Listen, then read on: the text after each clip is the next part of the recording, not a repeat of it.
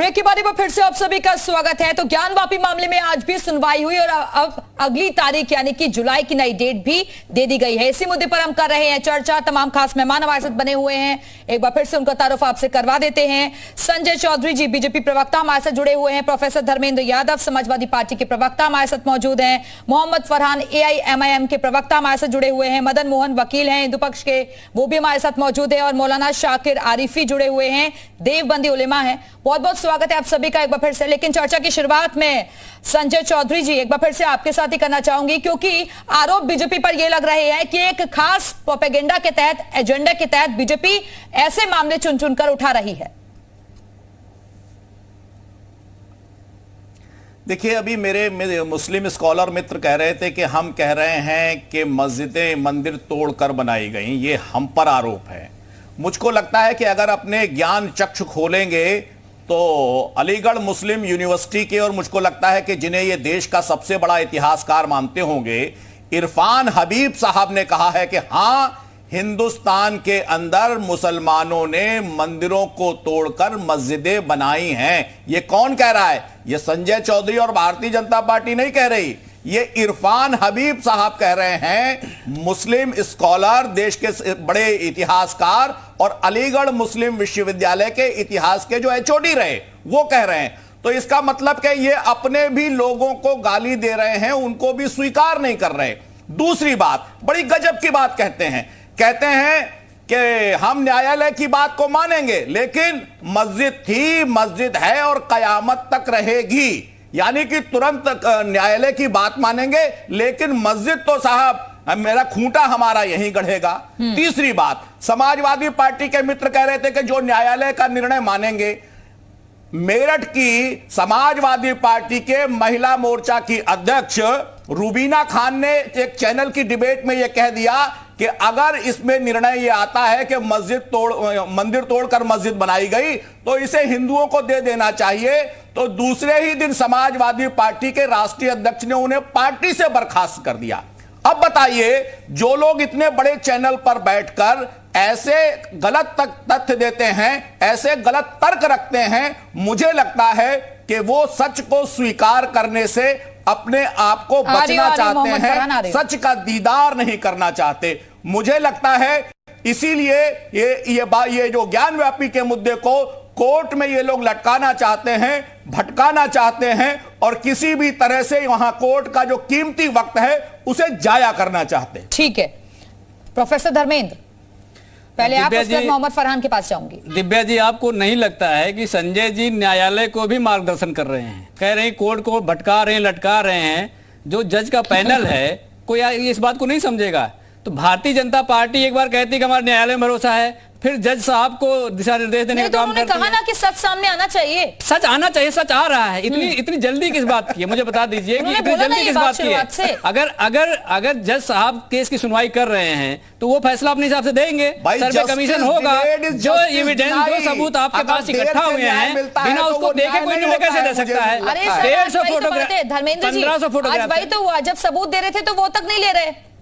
नहीं, जब 1500 फोटोग्राफ्स इकट्ठा हुए हैं उसको देखा जाएगा तभी तो होगा। अगर कोई नहीं ले रहा है, उसके लिए प्रक्रिया है, न्यायिक प्रक्रिया है, सम्मन भेजा जाएगा, नहीं भेजेगा रजिस्टर्ड डॉक से भेज दिया जाएगा। तो वो 2-3 दिन का समय तो लगना ही चाहिए ना, उसमें इतना पेट में दर्द होने की आवश्यकता नहीं है। भारतीय जनता पार्टी धर्म का व्यापार करती है और धर्म को धर्म के मानने वाले नहीं बनाती है, धर्मांध बनाती है। सुनिए संजय जी, धर्म को मानना और धर्मांध बनाना दोनों अलग अलग विषय है, और धर्म हर एक व्यक्ति का अपना निजी विषय है, उस पर इतना क्रोधने की आवश्यकता नहीं है। लागू होगा या मुसलमानों पे भी लागू होगा भाई? ये सिखों पर भी होगा, ईसाइयों पर भी होगा, बौद्ध पर भी होगा। अगर आप इस तरह का लॉजिक अगर आप इस्लाम धर्म पे देंगे तो कल को आप ईसाई धर्म पे देंगे, कल आप बौद्ध धर्म पे देंगे, कल आप सिख धर्म पे देंगे, क्योंकि आपको देश को बांटना है। आप लोग, आपके पूर्वज इस देश के हैं ही नहीं। अगर इस देश के होते तो देश को बांटने काम नहीं करते। दिव्या जी, आपसे पूर्वज नहीं है क्या? अगर मान लीजिए, सुन लीजिए, बात सुन लीजिए, समझ में आ जाएगा। एक बात सुन लीजिए, समझ में आ जाएगा, चिल्लाने समझ में नहीं आएगा। आपके पूर्वज नहीं है क्या? बता दीजिए, अगर कोई व्यक्ति, कोई मेहमान आपके घर आता है तो क्या उसे आप अपने घर का रजिस्ट्री का पेपर दिखाती है? जो रक्त है, आप अपने घर का रजिस्ट्री का पेपर दिखाती है? रजिस्ट्री का पेपर वो दिखाता है जो किसी दूसरे घर में करता है। क्या बोल देते हो? पार्टी के लोग मूल निवासियों से ही अलग हैं, इसलिए इनको पेट में दर्द होता है, इसीलिए हर बार दस्तावेज दिखाने की बात करेंगे, रजिस्ट्री पेपर दिखाने की बात करेंगे। आपके घर में कोई मेहमान आया संजय जी अगर, तो आप रजिस्ट्री का पेपर दिखाते हैं क्या उसको? बताइए हाँ या ना। आपके घर में अगर कोई मेहमान आता है तो अपने घर का रजिस्ट्री का पेपर दिखाते हैं उसको? मेहमान मेहमान आएगा तो बताइए ना, दिखाते हैं नहीं दिखाते हैं? कब्जा कर लेगा। दिखाइए, आप बताओ, बताओ तो दिखाते नहीं दिखाते हैं?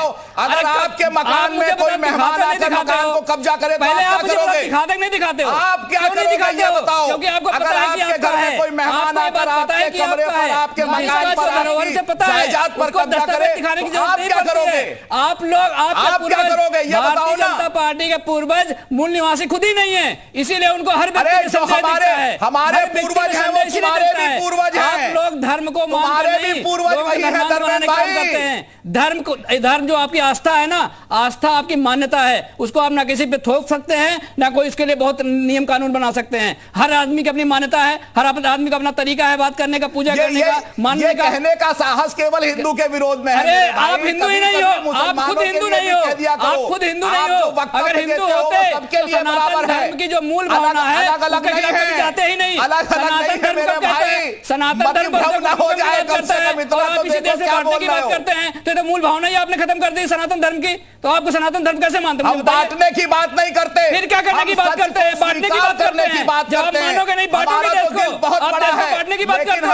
धर्म के आड़ में देश बांटोगे ताकि मूल मुद्दे से लोग भटक जाएं, लोग अपनी जरूरतों की बात ना करें। देश में महंगाई चरम सीमा पर है, लोग भुखमरी के कगार पे जा रहे हैं, शिक्षा इंडेक्स में उत्तर प्रदेश जमीन पे चला गया, उसके बारे में कोई बात नहीं करेगा, आप इसके लिए बात करते हैं। आपको कुछ नहीं करना है, देश को बांटना है और बांट करके कुर्सी की बैठ के मलाई चाटनी है, इसके अलावा कोई काम नहीं है आपके पास। ठीक है, अन्य मेहमानों के पास चलते हैं। मदन मोहन जी, अरे आपको तो केवल सफाई के लिए करना है भाई, आपके सफाई के अलावा आपके लिए आप तो अपने जीवन में कुछ नहीं कर पाए। आप अपने कुछ नहीं, वसुधैव कुटुंबकम क्या होता मुझे बताइए? जो अपने कुटुंब को नहीं सोचेगा वसुधैव कुटुंब कैसे सोचेगा? इतना बड़ा दिल कहां से लाओगे जब इतना बड़ा दिल नहीं है? परिवार नहीं होगा तो आप वसुधैव कुटुंबकम कैसे बात करेंगे? सनातन धर्म को समझिए, वसुधैव कुटुंबकम होता है, इसको आप समझ जाएंगे तो शायद धर्म को भी समझ जाएंगे। ठीक है मदन मोहन जी, ये राजनीतिक बहस इतनी ज्यादा तीखी हो रही है, इतनी कड़ी हो रही है कि मामला न्यायालय में जा भी रहा है, तो आगे डेट्स बढ़ेंगी। अगर असत्य निष्कर्ष निकलेगा कैसे? और स्लो प्रोसेस तो आप देख ही रहे हैं कितना हो रहा है, तारीख पर तारीख।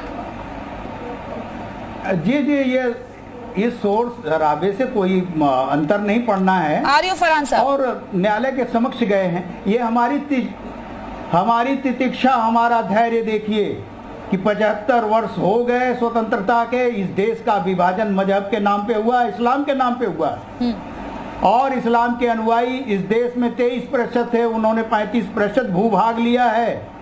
फिर भी इस अवशेष भारत में हम लोग रह रहे हैं और आज अपने सांस्कृतिक न्याय को पाने के लिए न्यायालय के चौखट पर सर पटक रहे हैं। ये हमारा धैर्य देखिए, अन्यथा देश जब आजाद हुआ ये सारे हमारे धार्मिक स्थल स्वतः ही स्वतंत्र हो जाने चाहिए थे, लेकिन आक्रांताओं के विजय स्तंभ बने हुए हैं। ये अत्यंत दुखद है। आज इसी संदर्भों में हम लोग माननीय न्यायालयों के शरण में गए हैं, उसकी चौखट पे जगह जगह सर पटक रहे हैं। आखिरकार में सहिष्णुता, भाईचारा, गंगा जमुनी तहजीब के नाम पे ये नौटंकी कब तक चलती रही?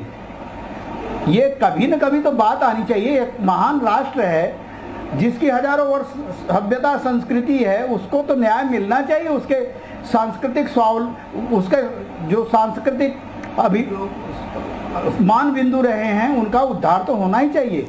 ये ऐसे नहीं चलेगा। और ये मध्यकालीन मानसिकता से जोड़ने वाले जो लोग हैं मुस्लिम वर्ग के, उनसे बचना चाहिए। औरंगजेब से जोड़ते हैं, बाबर से जोड़ते हैं, वो उससे मुक्त हों, अपने को इस देश की महान सभ्यता संस्कृति जिसकी हजारों वर्ष परंपरा रही है उससे जोड़ें, और उससे जोड़ने के बाद इनका कद बढ़ जाएगा। ये तो अपने को भावना सिद्ध कर रहे हैं इनके। मैं बार बार कहता हूँ कि ये सांस्कृतिक न्याय की लड़ाई है। इनके रगों में बहता हुआ शोणित किसी न किसी सनातनी हिंदू के माता पिता के ही है। ये कहीं से बाहर से नहीं आए, लेकिन शत्रु बन बैठे हैं अपने ही भाइयों के। होश में आए, समझे, सत्य को स्वीकार करें। मस्जिद तो इस्लाम का अंग है ही नहीं। दीन मोहम्मद के 1995 के केस में स्पष्ट सुप्रीम कोर्ट ने कर दिया था, 3 सदस्यीय बेंच ने, कि मस्जिद, मजार, कब्रिस्तान इस्लाम का अंग नहीं है। और न विश्वास हो तो अरब जैसे देश में जाके देख लें, भारत पाकिस्तान में तो और बांग्लादेश में मुल्ला का इस्लाम चलता है, अल्लाह का नहीं चलता है। ये अल्लाह के इस्लाम पे आ जाए, सब कुछ ठीक हो जाएगा। ठीक है, ठीक है। मोहम्मद फरहान, ये मुगल आक्रांताओं से इतनी पैरोकारी क्यों, इतनी हमदर्दी क्यों? जो वकील साहब अभी ज्ञान दे रहे थे, तो ये अपने ज्ञान का वर्धन कर ले। मुझे तो ये लगता है कि अधिवक्ता जो होता है वो विद्वान होता है, और इस भारतवर्ष में अगर किसी के सामने विद्वान लिखा जाता है तो सिर्फ और सिर्फ वकील है, जो प्रमाणित तौर पर होता है। ये ऐसी बात कर रहे हैं जिस तरीके से कक्षा 8 का बच्चा बात कर रहा हो, जो आरएसएस की पाठशाला में पढ़ता हो। ठीक है, इनके ज्ञान को तो सुनने के बाद मुझे ऐसा लगा कि अब डिबेट में कभी बैठना ही नहीं है। पहली चीज मैडम, अब देखिए, मैं जब सबको सुन रहा था, मैंने किसी मामले में इंटरप्ट नहीं किया, सब लोग। ठीक है, मदन जी रुक जाइए, सुनिए, धैर्य रखिए, मदन जी रुक जाइए अपनी अपनी बारी में प्लीज। हाँ बोलिए। धैर्य रखिए। देखिए, उसके बाद जो ये तमाम तरह की बातें बता रहे थे, मैं उन बातों पर जाना भी नहीं चाहता हूं। बचकानी बातें कोई भी कर सकता है अपनी टीआरपी के लिए, उसमें कोई बड़ की बात नहीं है। सनातन धर्म की जो पहचान है वो मर्यादा पुरुषोत्तम राम के आचरण से है, और वासुदेव श्री कृष्ण जी के निकले हुए बांसुरी के सुरों से है। सनातन धर्म की पहचान क्या नाम है, आरएसएस, बजरंग दल, विश्व हिंदू परिषद और या इस तरीके से उग्रवादी लोगों से नहीं है। बिरादराने वतन का जो हिंदू भाई है वो अमन, चैन, सौहार्द चाहता है, उस देश में व्यापार चाहता है, उस देश में अच्छी शिक्षा चाहता है, उस देश में स्वास्थ्य का लाभ चाहता है, अपने बच्चों के भविष्य के लिए वो देख रहा है कि क्या सरकारें कर रही हैं। इस पर बात नहीं करेंगे। मंदिर मस्जिद कब तक करेंगे? आज देख लीजिए, 25 दिन से बहस चल रही है, एक भी सार्थक अगर बहस हुई हो जिससे ये मुद्दा निकलने को तैयार हो कि आपसे समझौता हो सकता हो या कोई सी बात हो तो बताइए। संजय जी मुस्कुरा रहे हैं। संजय जी मुस्कुरा रहे हैं।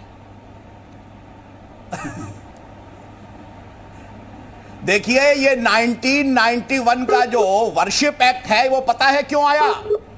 जब नरसिम्हा राव ने दोनों पक्षों को बिठाया तो दोनों पक्षों के तर्क के बाद मुस्लिम समाज इस पर राजी हुआ कि राम जन्मभूमि को दे दिया जाए। तब उन्होंने कहा कि एक ऐसा वर्शिप एक्ट आए, लेकिन वर्शिप एक्ट के आते ही ये मुसलमान का पक्ष उस वार्ता को छोड़कर चला गया। इसीलिए मैं कहता हूं कि ये बात तो करेंगे कि मस्जिद है, मस्जिद तब तक रहेगी जब तक कयामत आएगी, लेकिन तर्कों के लिए ये न्यायालय का इस्तेमाल करेंगे। इसीलिए मुझे लगता है कि जब इनको मौका लगेगा संविधान के आलंबर में बैठकर छुप जाएंगे, और जैसे ही मौका लगेगा वैसे ही संविधान की आत्मा के पीठ में छुरा भोंकने का काम ये जरूर करेंगे। तो एक पक्ष में नहीं खड़े हो सकते।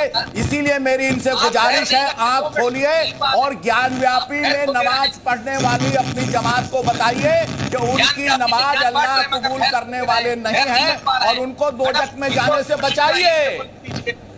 चुप कराइए, बारी से चुप कराइए, मुझे बोलने दीजिए। मैडम, हम जब ये बोल रहे थे, मैं इनको इंटरप्ट नहीं किया, इनसे कहिए चुप। आपकी आवाज बीच में कट गई थी ना, आपकी आवाज नहीं आ रही थी मोहम्मद फरहान, आपकी आवाज नहीं आ रही थी जी। कंप्लीट करिए अपनी बात जी। भाजपा वाले कटवा दिए होंगे, मुझे नहीं पता मैडम। ये अच्छा, अब ये भाजपा वाले तो कोई भी हो तो आप मीडिया को टारगेट करते हैं, कभी आप भाजपा को टारगेट करते हैं। सूचना प्रसारण मंत्रालय किसका है? सूचना प्रसारण मंत्रालय इस टाइम किसका है? अच्छा, आपको कहीं ना कहीं आपको लगता है ऐसा, तो आप ये बोलेंगे कि अदालत भी यही चला रहे होंगे। आप लोगों को उस चीज पर भी भरोसा नहीं है, आपको डर किस बात का है? हमें डर नहीं है, सच्चाई की जीत होती है ना। अगर आप सच्चे हैं, आपके तर्क सच्चे हैं, तो सच सामने आएगा। ये घबराहट क्यों, बौखलाहट क्यों? सच्चाई छिप नहीं सकती झूठे वसूलों से, खुशबू आ नहीं सकती कागज के फूलों से। आप चाहे जितना बढ़ चढ़कर झूठ बोलिए, झूठ झूठ ही रहेगा, उसको सच में तब्दील नहीं कर पाएंगे किसी भी कीमत पर। इरफान हबीब साहब आपके रिश्तेदार होंगे, आप उनकी सुनिए, मुझे नहीं सुनना। बताओ मेरे भाई, इरफान हबीब साहब आपके रिश्तेदार हो सकते हैं। हबीब साहब को समझाओ, क्यों नहीं समझाते हो आप?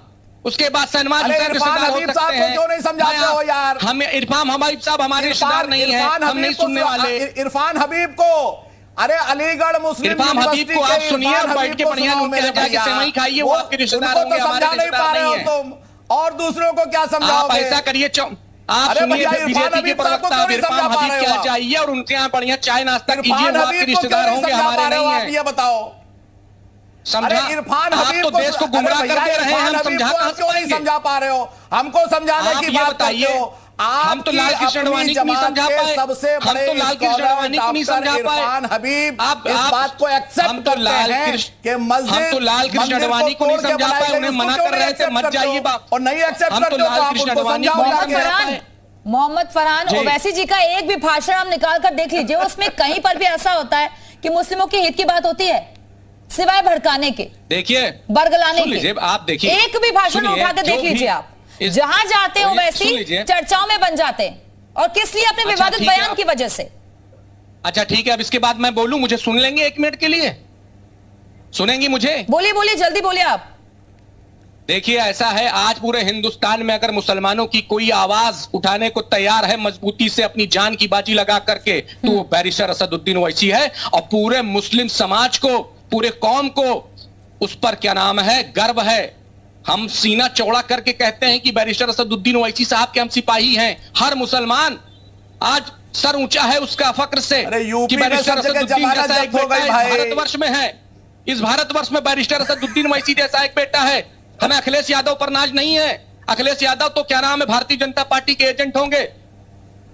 अच्छा, वो आपको जो एजेंट भारतीय बताते जनता हैं, आप पार्टी उन्हें कहती एजेंट है, बताते हैं? वो कहते हैं, प्रोफेसर वो धर्मेंद्र, जो भारतीय जनता पार्टी कहती वो कहते हैं। अखिलेश आज देश यादव में को एजेंट तमाम बता दिया सेकुलर भाई। जमात खामोश फरहान है। जी, आप फरहान लोग जी, इन्हें बताते हैं, वो आपको फरहान बताते जी हैं। ज्यादा उत्तेजित मत होइए, उत्तेजना में आकर के भाषा की मर्यादा का ख्याल रखिए। एक भारत, पूरे भारत अरे का मेरे प्लेटफॉर्म भाई, है, ये पूरा देश देख रहा है आपको। इस तरह की भाषा का इस्तेमाल अरे मत अच्छा, करिए। चलिए, अब एक ओवैसी प्रश्न का साहब, उत्तर ओवैसी देंगे। साहब खुद की गाड़ी में एक गोली प्रश्न का चलवा उत्तर लेते हैं देंगे। वोट पाने के लिए। इतना नीचे कोई गिर सकता है आप क्या? बताइए, बीजेपी अच्छा, दोनों ठीक है, इतना नीचे कोई गिर सकता है क्या?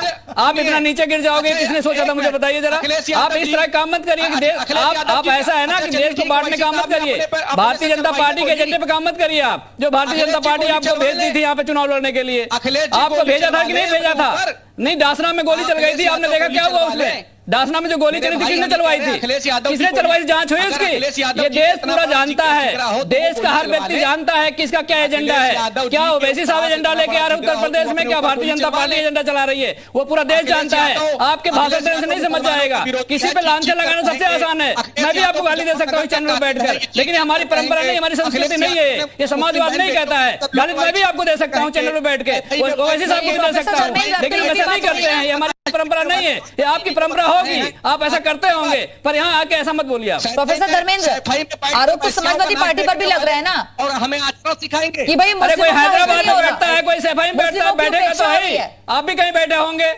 इसमें कौन सी बड़ी बात है भाई? सुनिए, यही सुनिए बैठने के मैडम, लिए आए और डिबेट मत करने के लिए, मुद्दे पे बात नहीं करना। अखिलेश बैठना, यादव कौन कहाँ जी बैठा अगर- है, कौन कहाँ खड़ा है, कौन कहाँ लेटा है, ये कोई डिबेट का विषय है?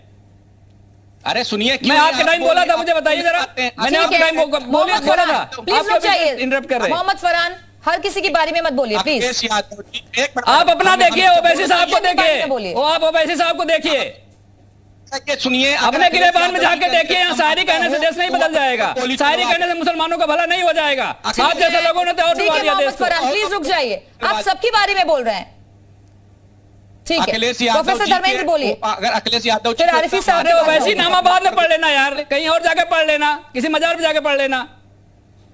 ओवैसी सुन लो, सुन सुन क्या लो, सुन ले, बताओ ओवैसी जरा क्या सुन ले? ठीक नहीं, है। क्या सुन ले? ये ठीक है, डिबेट आरिफी कर रहे हैं, साहब। यही आपका टॉपिक है। ठीक है। यही टॉपिक है इस डिबेट का, हो जाएगा। इस डिबेट का यही टॉपिक है, इसी बात करोगे, इसके अलावा कोई बात नहीं है आपके पास। आरिफी साहब, माफियाओं को टिकट देने वाले समाजवादी मुस्लिमों को हैं। लेकर राजनीति कौन कर रहा है? आप यही डिबेट पर देख लीजिए आप।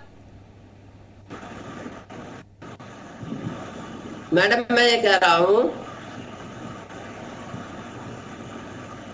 बोलिए बोलिए। मैडम सुन पा रहे हैं आप मुझे? जी जी, आवाज आ रही है आपकी, बोलिए। मैडम मैं ये कह रहा हूँ, आप बार बार सच की बात कर रहे हैं, जब आप सच ही को सामने लाना चाह रहे हैं। 1991 में जब ये बात हुई थी कि जो धार्मिक स्थल है और जो जहाँ जैसे हैं वो वैसे ही रहेंगे, फिर आप इस बात को मानने को क्यों तैयार नहीं है? आप क्यों हिंदुस्तान को, हमारे मुल्क को तोड़ना चाहते हैं?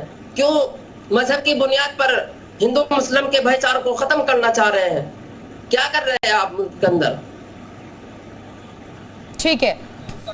और एक वीडियो भी इस बीच वायरल हुआ है, वो वीडियो भी अपने दर्शकों को जल्दी से हम दिखाते हैं, क्योंकि जो सर्वे किया गया था उसके बाद ये एक वीडियो भी सामने आया है। ज्ञानवापी परिसर का एक्सक्लूसिव वीडियो दिखा रहे हैं। इस वक्त की बड़ी खबर, शिवलिंग की दावे वाली जगह का ये वीडियो बताया जा रहा है। हालांकि जी उत्तर प्रदेश उत्तराखंड इस वीडियो की पुष्टि नहीं करता है। ज्ञानवापी परिसर के अंदर का ये वीडियो हम आपको दिखाने जा रहे हैं और ये देखिए अंदर का वीडियो आपके सामने। ज्ञानवापी मामले में करीब 2 घंटे तक सुनवाई हुई है आज भी और ये अंदर का वीडियो आपको दिखा रहे हैं जहां पर जो टीम थी सर्वे की वो मौजूद दिख रही है और किस तरीके से यहां पर शिवलिंग के दावे किए गए, ठीक उसी जगह का ये पूरा एक्सक्लूसिव वीडियो आपके सामने। वजू खाने का ये सुपर एक्सक्लूसिव वीडियो आपको दिखा रहे हैं। ज्ञानवापी परिसर के अंदर का ये वीडियो है जहां पर हिंदू पक्ष दावा कर रहा है कि शिवलिंग मौजूद है तो मुस्लिम पक्ष से लगातार फव्वारा बता रहा है। लेकिन असल सच्चाई क्या है उसके लिए इंतजार करना होगा कोर्ट के फैसले का। लेकिन ये सुपर एक्सक्लूसिव तस्वीरें आप देख रहे हैं। ज्ञानवापी परिसर के अंदर ये टीम मौजूद है जो कि सर्वे के लिए पहुंची थी और तमाम वकील भी अंदर दिखाई दे रहे हैं। इसी के साथ ही देखिए पानी को हटाया गया था और ऐसे में हिंदू पक्ष ने दावा किया था कि यहीं पर जिसे मुस्लिम पक्ष फव्वारा बता रहा है यहां पर शिवलिंग मौजूद है। आपने सुना कि यहाँ पर हरिशंकर जैन जी खुद कह रहे थे कि ये